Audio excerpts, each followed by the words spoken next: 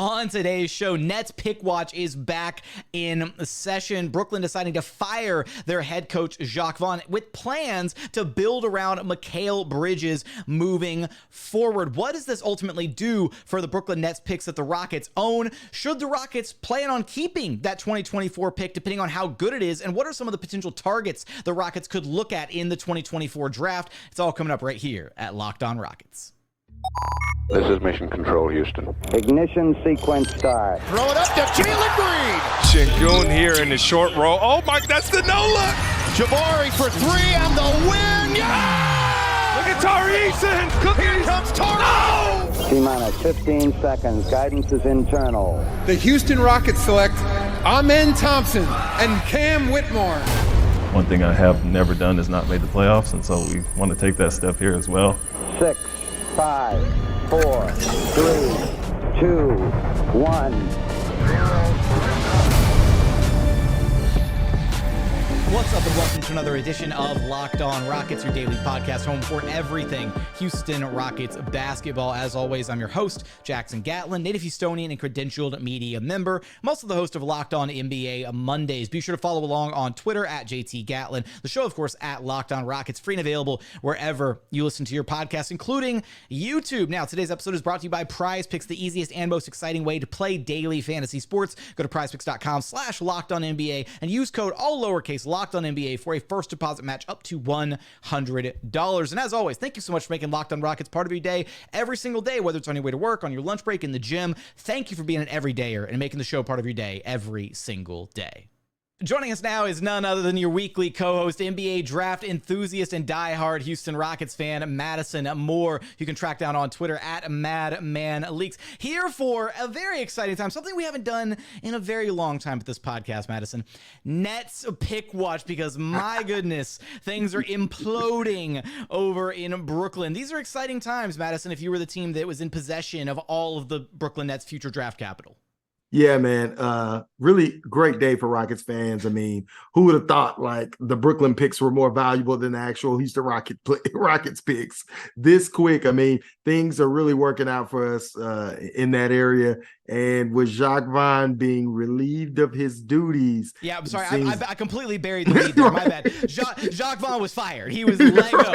So the Nets, clearly whatever like heel digging that they did at the deadline, wanting to hold on to Mikal Bridges, all that, they have since doubled down on that approach. They are full, like, burying their head in the sand with this approach that they think is the correct approach, which is that they plan to, first off, they got rid of Jacque Vaughn because they didn't like his ability to attract potential stars to Brooklyn.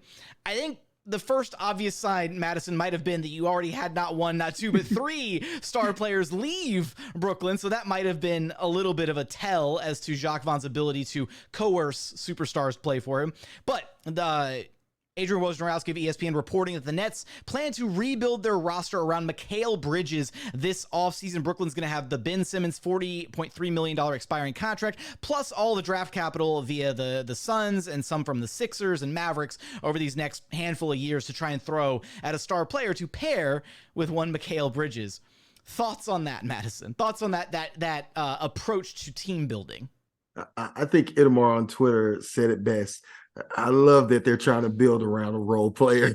like, come on, dog. I mean, it'll be nice to bring a star in, but he'll be the only star there. I mean, Mikal Bridges is an incredible player. He's an incredible player and probably could be your fourth best player on a championship team. But really, you're only at fourth? I think he could be a good third at a minimum. Well, this day and age, because the super team era is dead, so maybe third. Yeah, okay. Yeah, the super team era is dead, so he probably could be number three. But to me, Mikal Bridges is a good player, but he's best served as a 3-and-D, elite 3-and-D wing. I think his offensive punch, he can do a little bit of something offensively, but I wouldn't expect that from him consistently in the playoffs. I wouldn't expect him to be able to do offense. that. If you get a game from Mikal, right, where he starts kind of taking over offensively, it's kind of like a game like that from Dillon Brooks, right, where it's like the cherry on top, where you're like, all right, cool. We want you for your defense. We want you because you're a floor spacer. We want you for these simple things. Stay in your lane, 3-and-D. That's what we need you for. If you're giving us more than that and it's efficient and it looks good,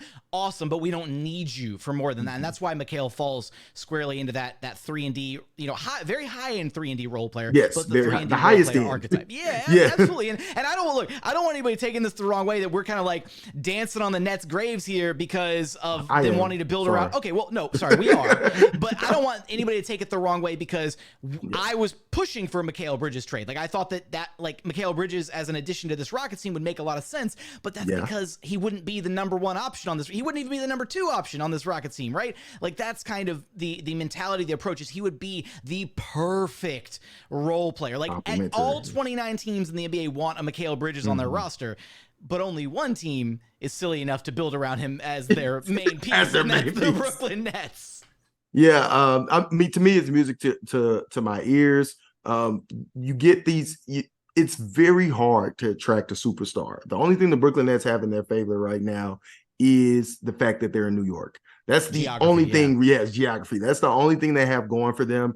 And I am skeptical in their ability to actually acquire a superstar player in the offseason. There seems like there may be 1 or 2 available, but they'll have to be competing with the New York Knicks, who actually are in position, draft asset wise and contract wise, to secure a superstar. There just are better places out there. And the Knicks are actually a better team right now too. Like, it's exactly. not like that's the thing is you have and to, they you have are to find the a team. star. Yeah, they're in New York. they're the big brother, right? The Nets are the redheaded stepchild in New York, right? So look. You know, not only are the Knicks the more enticing option, right, but the Nets, for any star player that they're trying to pursue to what's the word when you're trying to like romance somebody? I can't remember the word. I'm blanking on this word, and it's pissing me off. Court. There you go. Courting. You know, if they're courting, a star level player, you have to try and convince that star that they're the difference maker between the Nets like barely making the playoffs with Mikal Bridges and like suddenly being a contender. Like, no, you can't make that. There's like, I don't think there's maybe 1 to 2 players that can make the Nets make that leap just by themselves, and those guys are not available. Yeah, man. I mean, great days. I mean, this is giving real Indiana Pacers middling team for the next 5 years, man. Really good news for Rockets. You know, and it is good news because, look, any level of instability or chaos, whatever, with the Nets is good for the Rockets and good for the value of those picks. Now, my ultimate long-term concern is that if the Nets are kind of just a middling team, right, that the picks are never going to be as good as they could possibly be. So if they do manage to swing for even a mid-tier star level player to pair with Mikal Bridges, that Nets team is going to be floating in the play-in for the next however many years. Whether it's a good decision, whether they'll actually be competitors or championship caliber down the line, doesn't matter. What matters is what that does to the Rockets or to the picks that they owe Houston. And unfortunately, at least as long as this is their plan moving forward, I don't think those picks are ever going to truly be top 5, whatever, super juicy lottery picks. So, and if you're the Rockets, I think you still have a little bit of time to play on the upside of these picks, right? With so much uncertainty in Brooklyn. If they strike out in free agency or strike out pursuing a star this summer, then I think that's when the Rockets have to start looking at those picks and be like, okay, we've got these 4 juicy picks. Well, one of them is going to be gone this year in this year's draft. If they draft that actual player, could be a blue chip prospect to include in a trade, maybe. But I think they really got to start looking long and hard at those picks this offseason and thinking, all right, what can we do with these while things are super murky in Brooklyn?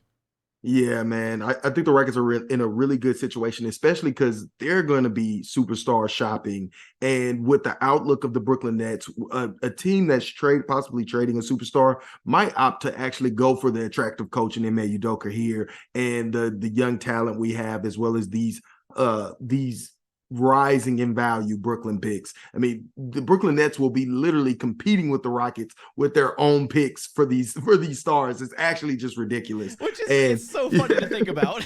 Yeah, no, it's actually ridiculous. But I mean, honestly, and coaches come available every year after the season. But right now, I don't even think there's a coach available now that is a player coach that has high value to bring guys in at the moment. To me, this move for Brooklyn just is a bit weird. And I wouldn't build a team in this manner, but it's very good for the Rockets, and we applaud them for that. It's almost borderline basketball malpractice. So we'll see what ultimately pans out for the Nets, because again, that directly impacts what the Rockets may or may not be able to do with those picks. And that's exactly what we're going to talk about coming up here next. The 2024 Nets pick, what the Rockets should ultimately do with it, and if they decide to keep it, some of the potential targets that they could look at with that pick. We're going to get there in just one moment.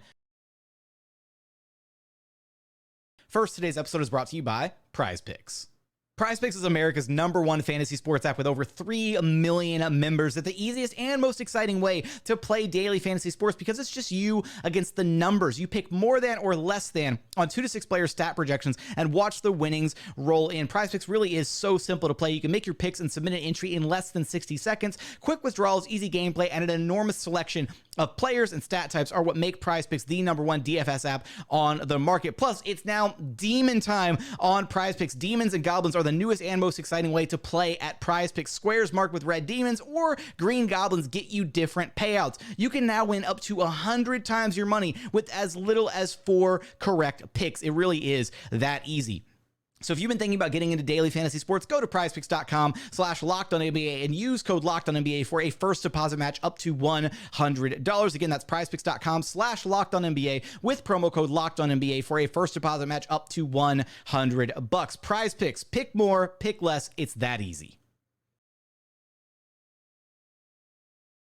And continuing on here at Locked On Rockets, your daily podcast, home for everything Houston Rockets basketball. Now, Madison, before we get to one of my old favorite activities, which was spinning the tankathon wheel on the show, which, side note, when we do get to the tankathon spin, I apologize. I don't have the screen share set up on the YouTube side. I used to, and then I had to redo all the graphics and everything like a few months back, and I haven't reset up the tankathon spin because I didn't think we were going to be worried about it, but here we are. So, and hey, at least we're not doing the tankathon spin for the Rockets pick, which is unfortunately going to be owed to OKC if it's not protected, but less on that. We'll focus on the Brooklyn Nets pick for now, because that's the one that currently matters the most.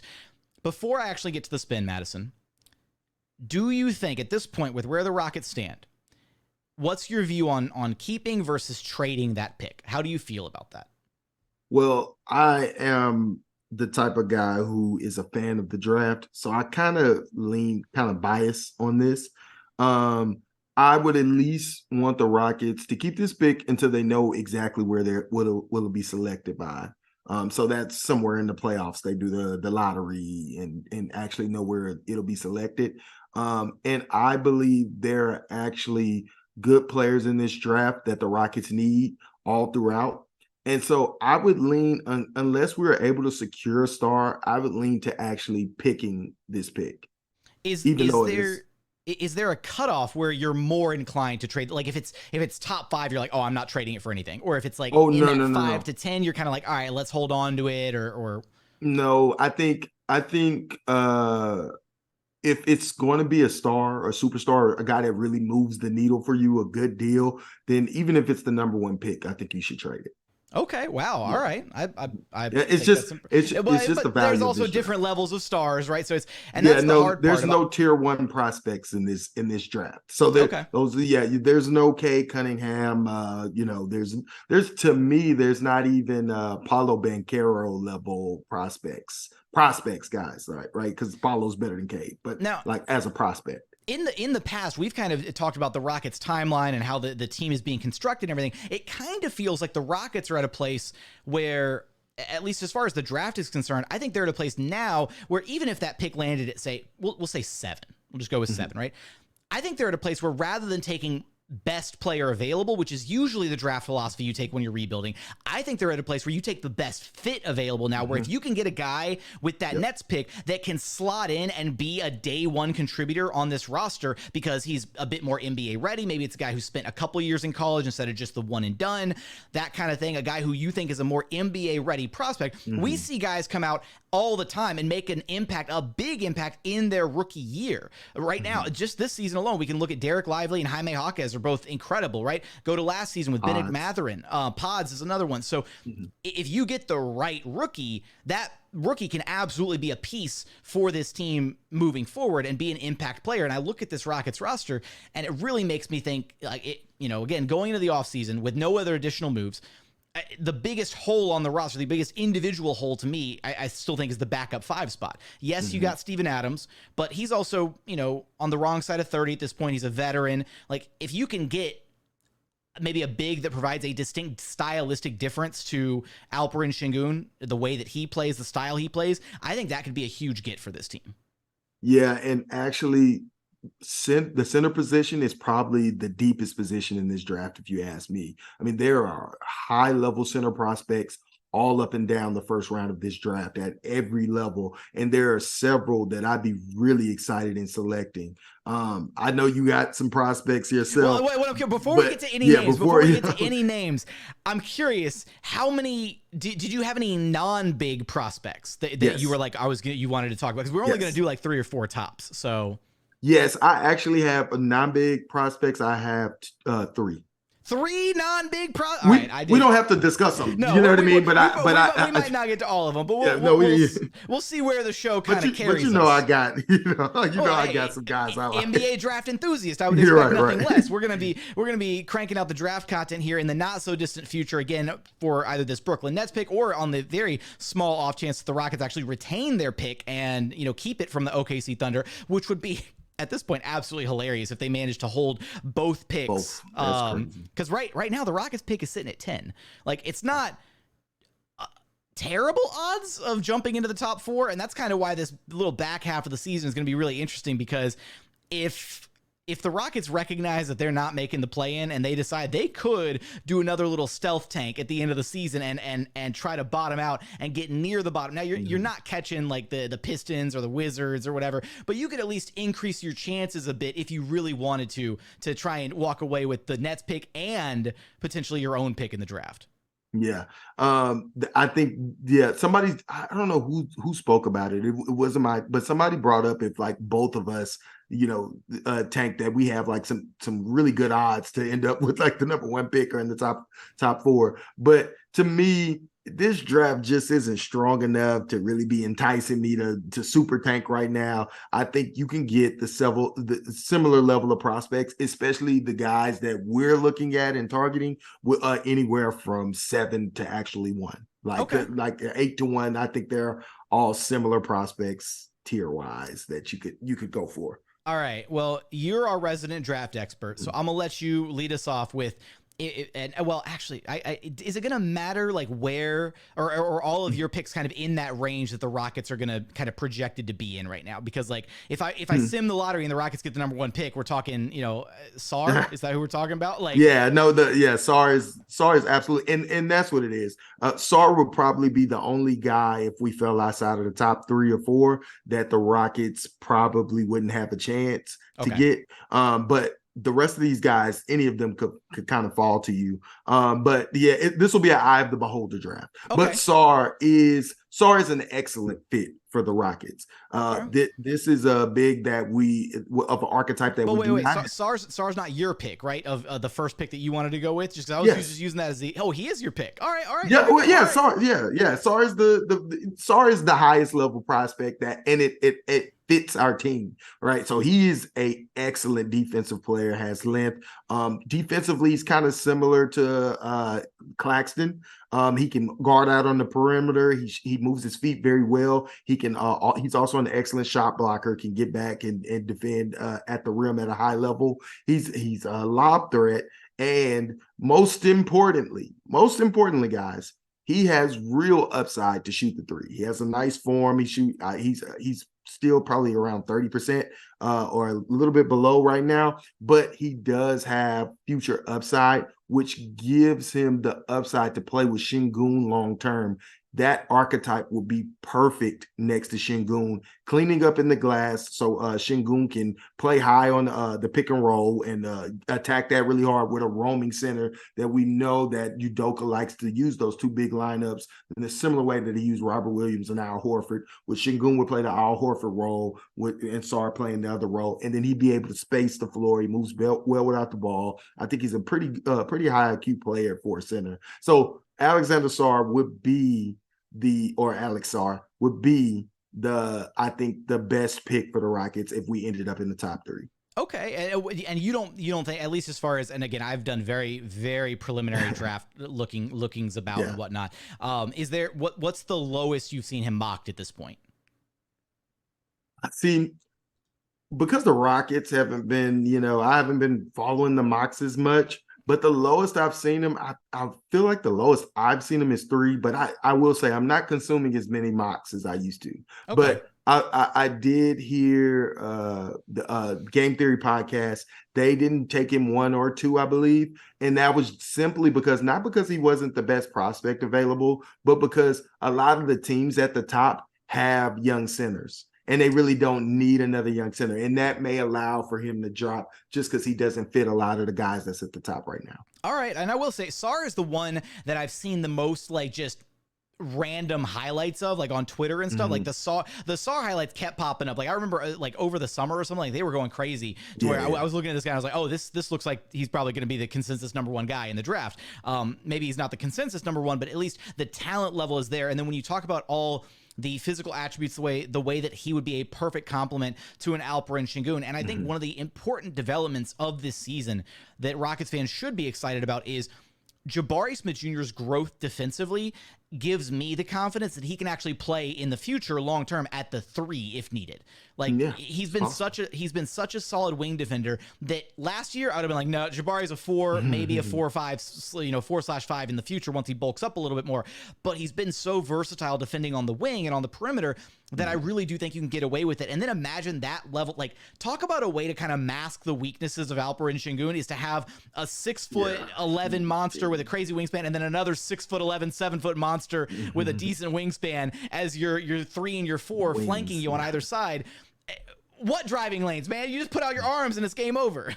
Yeah, no, that would be extremely big team, but it would look a lot similar to what the Utah Jazz are doing right now with marketing, right? Oh, with the jumbo lineup. Yeah, with the jumbo lineups, right? And I like that. I think that actually fits the culture of Ime Udoka, and Will Hardy comes from the Udoka tree, so that I think that it'd be a lot of good synergy there that I know that Udoka could tap into. So that's why I think Sarr would be good.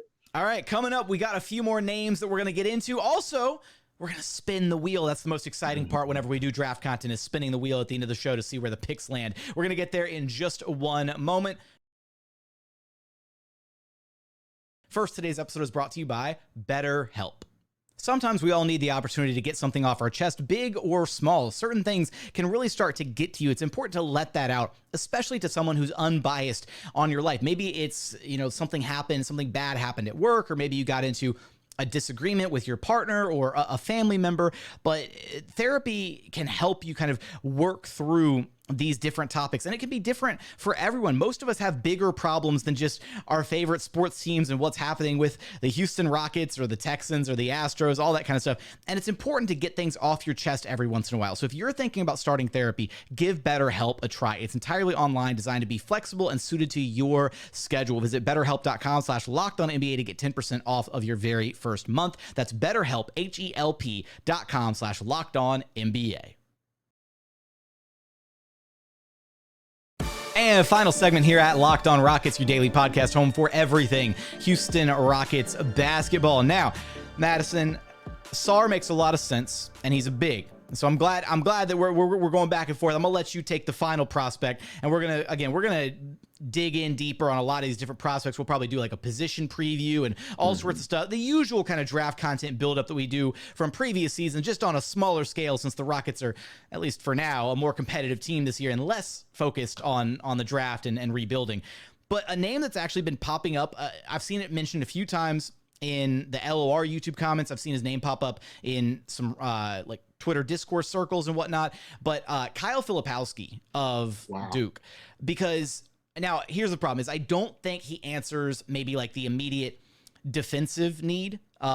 He's a hustle guy, it's like a charge, that kind of thing. He's got some okay length. Not a great defender right out of the gate. But I think from an offensive perspective, he's got all the versatility that we talked about, like a Kelly Olynyk kind of having, right? Where you can accomplish certain unique things offensively with a player like that. I think he would give you some floor spacing next to Alperen Sengun. Now that's, if you're talking about getting a center to be Alp's backup, that doesn't quite fit the mold of like, a stylistic difference. Floor spacing is at least something that could help this team out, but how do you feel about Kyle? Yeah, hate it. You hate it? Okay. Not a Kyle Filipowski fan. All right. Hates it. I'm sorry, Jackson, but not for this team. Like you said, he doesn't offer a skill set that's not already on this team. Well, stretch five. Jabari could essentially be a stretch five this is not a stretch five that offers defense. So okay, then what's the point? You know what I mean? If you can't defend out in the perimeter, you'd be basically, him and Alperen Sengun, I don't think could play together defensively. You basically, what would you do with both of them and their limited mobility on the perimeter? That's a good point. Yes, I just, for me, Filipowski doesn't offer enough of a different skill set that's not already on this team. Now, I do think Filipowski will be a good player in the vein of Kelly Olynyk. I do think he's a smart, good offensive player that probably will be able to help a team sooner rather than later, but I wouldn't use a lottery pick on him. It's not enough upside there. Then can I ask you then, because when we talked about Kelly Olynyk, we both kind of were on the same page about his skill set kind of addresses a lot of the needs for this roster. So when presented with that option, we were both, at least it seemed like we were both on the same page about, Kelly Olynyk would be a great get if you could get him. So you just don't feel like Filipowski adding that skill set with a lottery pick is worth it, is where you're at, basically. Well, there's inherent, yes, with the lottery pick, number one, you don't have the upside, and there's always risk in picks, right? Kelly Olynyk would not be giving. Kelly Olynyk would have been an easy get for the Rockets at a very low price. Plus, he's a known quantity. It's a known quantity. Okay. You don't have to. It's the maybes. This guy's going to produce or not. And then you just in the top 10. You don't want to limit your upside that much in a prospect. Okay, that's at least where I'm coming from. I'm just not a big Filipowski fan. I like my centers to defend, but I do think he's a smart, good player. To me, he's a backup. You know what I mean? And I wouldn't want to draft a long-term backup in the top 10. Okay, that's fair. All right. So even in the right situation, you don't think he has starter potential? Yeah, I think he would start for teams, but when I say backup, he's a backup for a championship level team. Okay, all right, that's fair. You know what? That's fair. I'll take the potential L on this one. We'll see how that plays out over time. I need the Rockets to draft Filipowski just to prove you wrong now, Matt. No, I'm kidding. All right. Let's get to your last name that you got for us, because I was shocked that you only had one big on your list. So we're getting a guard, a wing? Who are we getting? Oh, I got more than one big, but I do want to mix it up because I think we've done two bigs, but I have several bigs that I would take over Kyle by. Okay, by all right. But we're gonna get to Madison's big board down the line for sure. I'll go with a sneaky one, that I believe we could get. If like we fell to 10 or 11 or 12, okay, all right, in the draft, and that is Reed Sheppard. Reed Sheppard is a guard that plays for Kentucky. Kentucky has 3 point guards at the moment, and this guy is honestly arguably the best one. He's an analytics darling, which reads very well for the Rockets. He's an undersized guy, so he's about 6'3", but probably the highest IQ in the draft. He shoots over 50% from three on 4 attempts a game. This guy can make every pass in the book, and defensively, although he's a bit challenged because of his size one-on-one, he has some of the best hands in all of college basketball. He like averages more than a block a game, and he just gives Fred VanVleet. Wait, are these real blocks, or are they Fred VanVleet blocks? I'm curious. They're a bit of both, but he actually gets quite a few blocks on jump shots. So he's just sneaky good, bro. He just knows where to be at the right time. He's a good off ball. He just off-ball defender. He moves well. He can play on and off ball, and he's an elite three-point shooter. Elite. And he'll be able to come in and shoot 40% immediately from three. So do you almost look at him as like I don't want to say the antithesis to Amin Thompson, but just a way to balance out Amin Thompson as the future of the point guard spot, kind of?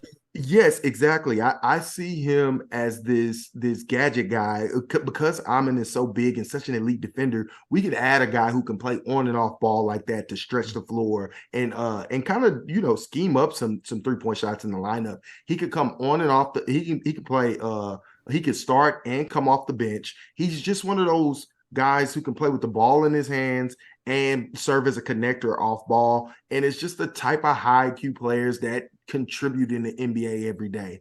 And so because of those reasons, when we talk about getting a guy on this team that can come in and contribute, I think he would be able to contribute right away, if not his second year in the league. And it's just because he's a high IQ and he just offers a skill set that works in the NBA, right? I mean, defensively, he would still be a liability, but I do think we have a lot of defensive players on this team, and we probably could get, and with Steven Adams as the backup center, I feel okay with drafting Reed as just an alternative option that can play with Amin on and off ball. That's actually a really great point. Is, I'm still, even though the Rockets right now at this point are very confident in Steven Adams, rehabilitation and his timeline and him being ready for camp next season, all of that, it's still that level of like, man, if you could shore up that 5 spot with Alperen and one other player for the future, and even past that, right? Like with a guy like Sarr, somebody who can not only back up Alperen, but potentially start alongside him at some point in time, if not right away, but at least down the line, a complementary skill set, that becomes incredibly enticing. But to your point about a guy like Reed Sheppard, right? If you do have Steven Adams, you got more than enough 5 for next year's lineup, right? Between Alperen playing 30 plus minutes a night and Steven Adams getting whatever's left. And that doesn't even include potentially bringing back Jeff Green, any minutes he might get, or any minutes Jabari Smith Jr. might want to get at the 5 as well, if Ime Udoka decides to go with more small ball Bari at the 5. So there's a lot of options there, which would then open up going for a guy like this. Now, I had to pull it up, the first mock draft I could think of, so I just opened up Kevin O'Connor's big board. He hasn't mocked as high as 6. So, so is this, I mean, you said this is a guy that might have a chance to be sneaky and, slip down.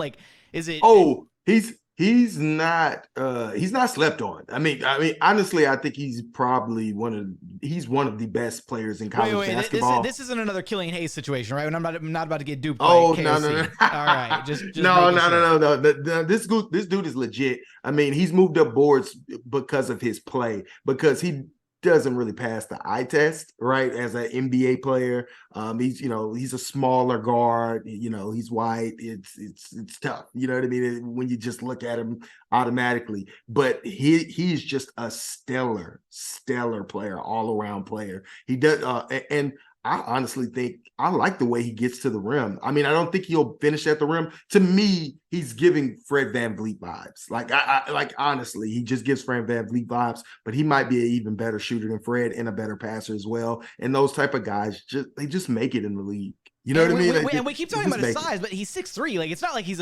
small though. He doesn't have a wingspan. He's one of those 6'3s. Yeah, okay. He's a short 6'3". He's a short 6'3". He's not a big guy. He's a Steve Nash 6'3". There we go. That's the way to do it. All right, we hit you guys with a couple prospects. We want your thoughts on what the Rockets should or shouldn't do with that pick. But before we wrap things up, we got to hit the Tankathon spin again. I apologize for not being able to have it up on the screen. Madison, give me your prediction as to where this pick ultimately lands. It is currently, I want to, where are the odds? I thought I had the odds up here. More pick odds. There we go.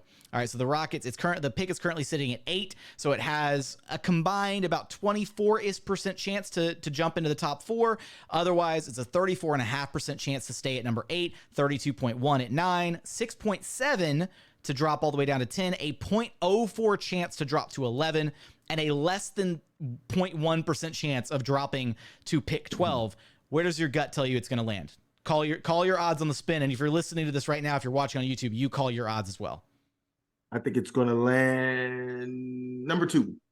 Number 2. Wow. All right. Yeah, man, we're moving up, man. You're being the optimist. All right, I'm gonna be the realist here. I'm gonna say it stays at number 8. I'll be the wet blanket for the show today. Yeah, I know, but everybody boos the wet blanket. All right, let's go ahead and rock this spin and see what happens. Let's sim the lottery. Oh wait, bonus roll. Do the Rockets keep their pick or lose their pick on the spin? Does it jump into the top 4? Ooh. We're gonna lose it. Yeah, all right. I'm gonna say, I'll balance you out. You can be the wet blanket this time. Rockets pick jumps into the top 4. All right, here we go. All right, let's spin it. Let's see what happens. Oh, okay. All right. Rockets pick did jump into the top 4. Wow. It is the number 4 overall selection. The Nets pick fell down to number 10. So the Rockets keep their pick, and then the Nets pick becomes pick number 10. So you walk away with picks 4 and 10 in this year's draft. That's a pretty good haul. That's 4 and 10 plus whatever else you got with the Nets picks. That could get you an enticing player or 2, or you could draft 2 future guys and just keep drafting 2 players every year until the heat death of the universe, if you're the Rockets. Please. I know. That's all you can mutter, right? Just please, no more. Like, even from the guy who likes the draft, he's ready to move on. He's like, drafted talent's cool, but the development of the talent can be a little brutal at times. Madison, you know the drill. Let everyone know where to track you down at, man. Yeah, track me down on Twitter at MadmanLeaks. I love to talk Rockets ball. That's going to do it for another edition of Locked On Rockets. As always, thank you so much for checking out the show. If you haven't done so yet, please consider subscribing wherever you listen to your podcasts or on YouTube. Just search Locked On Rockets. Be sure to like, comment, subscribe. But as always, thank you so much for watching. Thank you so much for listening. And we look forward to having you back right here at Locked On Rockets, your daily podcast home for everything Houston Rockets basketball.